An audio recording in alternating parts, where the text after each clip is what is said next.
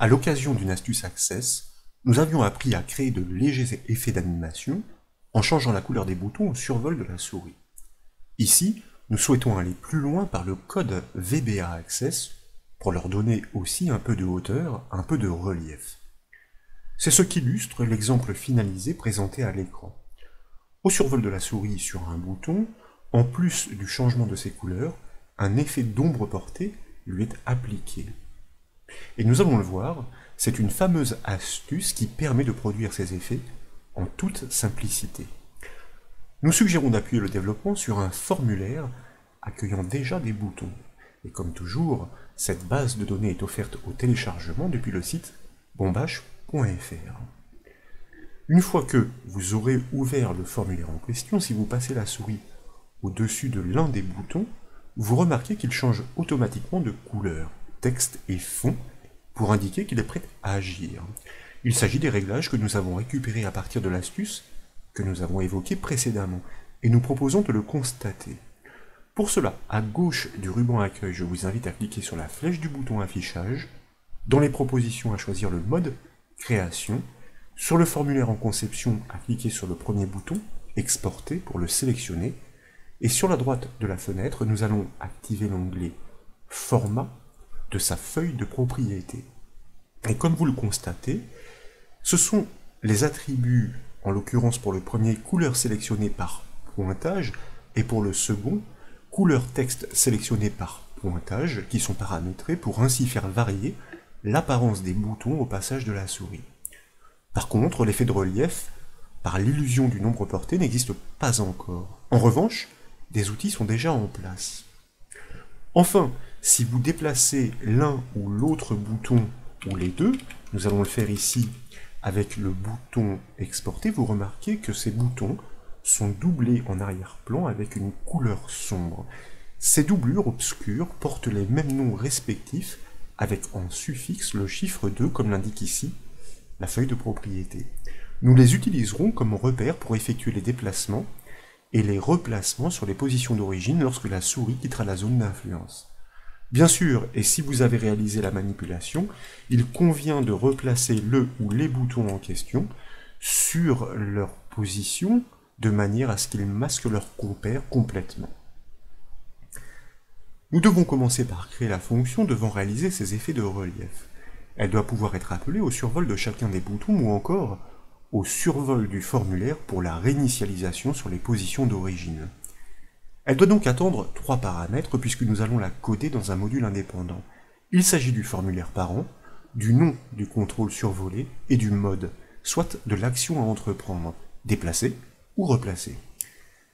Dans le volet navigation sur la gauche, je vous propose maintenant de double-cliquer sur l'élément module 1.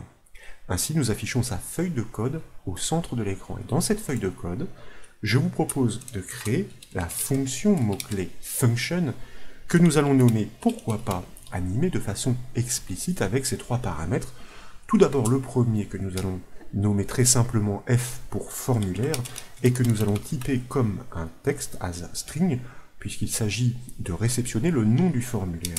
Ensuite, une deuxième variable que nous nommons le btn pour le bouton, que nous typons elle aussi comme un texte à string, puisqu'il s'agit cette fois de récupérer le nom du bouton survolé. Et enfin, un dernier argument que nous nommons mode, pourquoi pas, et que nous typons comme un entier court, as byte, c'est un indicateur numérique qui va nous permettre de savoir si nous devons engager l'action de déplacement ou l'action de replacement.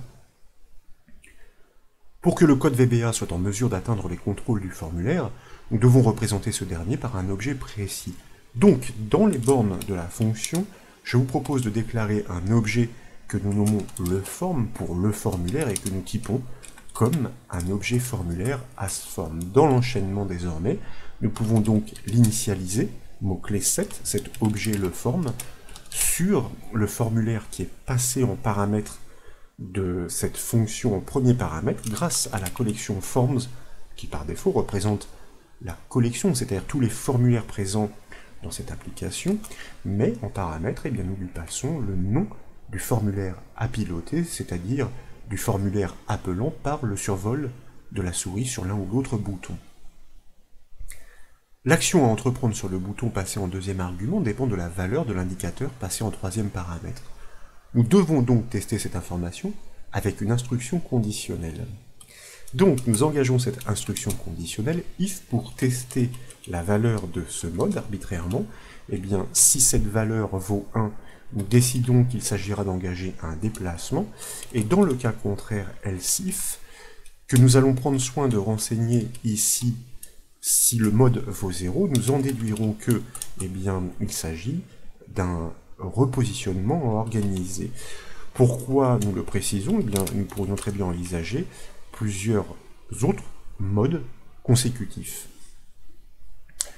Pour obtenir l'effet de hauteur escompté, en même temps que nous devons déplacer le bouton à l'horizontale, nous devons le faire bouger à la verticale. Pour cela, il suffit d'influer sur les propriétés left et top du contrôle. Et pour optimiser le code, nous proposons d'énumérer les propriétés du bouton dans un bloc with. Donc, pour débuter, dans la première branche de l'instruction conditionnelle, avec un bloc with qui va pointer sur le bouton survolé, faut-il encore désigner en amont le formulaire parent représenté désormais par l'objet le forms, pour atteindre sa collection controls qui représente tous les contrôles présents sur ce formulaire, et en lui passant le nom, qui d'ailleurs est transmis en paramètre, eh bien nous pointons directement sur le bouton survolé. Nous n'oublions pas tout de suite de bien borner notre bloc with. Et là, nous devons agir, nous l'avons dit, notamment sur les propriétés left et top. Donc, puisque nous sommes dans un bloc with, il n'est plus nécessaire de redésigner l'objet parent. Point left égale le form controls. En fait, nous allons nous baser, si vous voulez, sur la position d'origine du bouton qui est reconnu par son jumeau.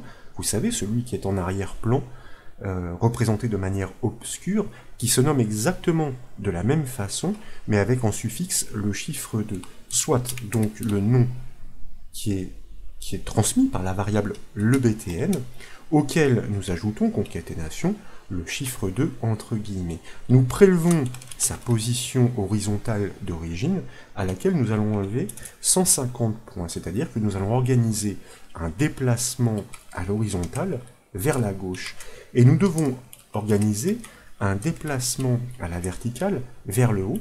Donc il s'agit cette fois-ci d'influer sur la propriété top à partir de sa position d'origine, pour là aussi, eh bien, lui retrancher 150 unités. Et pour que l'effet soit plus saisissant, je vous propose d'engager cette fois-ci la propriété font weight de ce contrôle bouton pour le trait de police que nous allons forcer sur une valeur de 700. Dans le cas contraire, le else if, il suffit simplement de recalibrer les propriétés sur celles qui n'ont pas bougé et qui sont renseignées par le jumeau du bouton désigné en deuxième paramètre de la fonction. Je vais me permettre ici de prélever le code que nous venons de construire pour le coller dans la seconde branche de cette instruction conditionnelle. Vous voyez que là, par habitude, eh bien, j'ai enregistré les modifications, de manière ici tout simplement à pouvoir recalibrer la position horizontale sur celle d'origine, donc et de même pour la position verticale, donc nous enlevons les retranchements, et en ce qui concerne le trait de la police, eh bien, nous allons lui affecter une valeur de 400, ce qui correspond eh bien, au trait d'origine. Il ne nous reste plus qu'à appeler cette fonction au moment opportun, soit au survol de chaque bouton, mais aussi au survol de la zone du formulaire. Les modes d'appel doivent naturellement être différents selon qu'il est question d'organiser un déplacement ou un repositionnement. Je vous propose d'enregistrer les modifications, si d'aventure vous ne l'aviez pas fait, de revenir sur le formulaire en conception, de cliquer sur le premier bouton exporter en l'occurrence pour le sélectionner, d'activer l'onglet événements de sa feuille de propriété, et de cliquer sur le petit bouton qui est associé à son événement, sur souris déplacée pour choisir le générateur de code que nous validons par le bouton OK ou encore par double clic.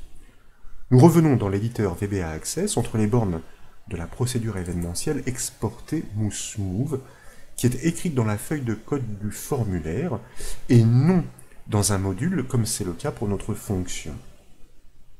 Dans les bornes de cette procédure, nous allons ajouter une simple ligne dans une instruction conditionnelle, parce qu'il est question tout de même de tester, de vérifier la position en cours de ce bouton. Donc, grâce à sa propriété left, la question est de savoir est-ce que sa position horizontale équivaut à la position d'origine qui est bien sûr portée par son jumeau avec le suffixe 2. Dans ces conditions, nous pouvons engager l'animation, car le bouton n'a pas encore été déplacé. Donc, nous appelons notre fonction animée en lui transmettant le nom du formulaire. Vous savez que, eh bien, en VBA, mi représente l'objet parent, l'objet actif, en l'occurrence ici donc le formulaire, propriété name pour transmettre son nom. Ensuite, en deuxième paramètre, nous devons passer le nom du bouton qu'il s'agit d'animer, il se nomme exporter, et ensuite nous devons indiquer quel est le mode. Ici, il s'agit d'un déplacement, donc nous tapons le chiffre 1. Voilà pour cet appel qui est déjà terminé. Dans l'enchaînement, nous devons nous soucier du second bouton. Pour cela, en haut de la feuille de code, je vous propose de déployer la liste déroulante de gauche. Dans les propositions, de choisir le contrôle qui est nommé fermé. Il s'agit bien du nom du deuxième bouton. Dès lors, de déployer la liste déroulante de droite. Et dans les propositions, de choisir l'événement associé, mouseMove. C'est ainsi que nous créons la procédure événementielle fermé mouseMove. De fait, la précédente fermé click peut être supprimée. Elle a été automatiquement créée lorsque nous avons réalisé le premier choix. Et dans les bornes de cette procédure, eh bien nous allons réaliser une action tout à fait similaire, sauf que cette fois-ci, l'analyse porte sur le bouton qui est nommé fermé. Nous souhaitons savoir s'il est toujours sur sa position d'origine. Si tel est le cas, eh bien nous savons que nous pouvons engager l'animation en appelant la fonction animée, en lui passant le nom du formulaire, le nom du bouton que nous devons adapter et le mode de déplacement, ici réglé sur le chiffre 1. Il ne nous reste plus qu'à organiser le repositionnement du bouton déplacé dès qu'un mouvement de la souris est détecté au-dessus de la zone du formulaire. Ainsi, nous saurons que la souris a quitté la zone d'influence du bouton. Cette zone du formulaire est reconnue par le nom d'objet détail. De nouveau, je vous invite à déployer la liste déroulante de gauche. Dans les propositions, à choisir l'objet détail, à déployer dans l'enchaînement la liste déroulante de droite pour choisir comme précédemment l'événement associé mouseMove. Nous créons donc la procédure événementielle détail mouseMove et la précédente détail click comme précédemment donc peut être supprimée. Et là, dans les bornes de cette nouvelle procédure, eh bien nous allons ajouter deux lignes puisque deux boutons sont potentiellement concernés. Tout d'abord, nous devons nous assurer que la position horizontale de notre bouton qui est nommé exporter est bien différente de la position horizontale de son jumeau. En d'autres termes, que ce bouton est bien sous le coup d'un déplacement. Dans ces conditions, nous pouvons appeler la fonction animée en lui passant, comme précédemment, le nom du formulaire parent, en lui passant en deuxième paramètre le nom du bouton exporté, ici en l'occurrence qui est concerné, et le mode 0, il s'agit d'un repositionnement, donc qui va s'effectuer tel que nous l'avons codé dans la fonction animée, sur les positions d'origine qui sont toujours conservées par le jumeau.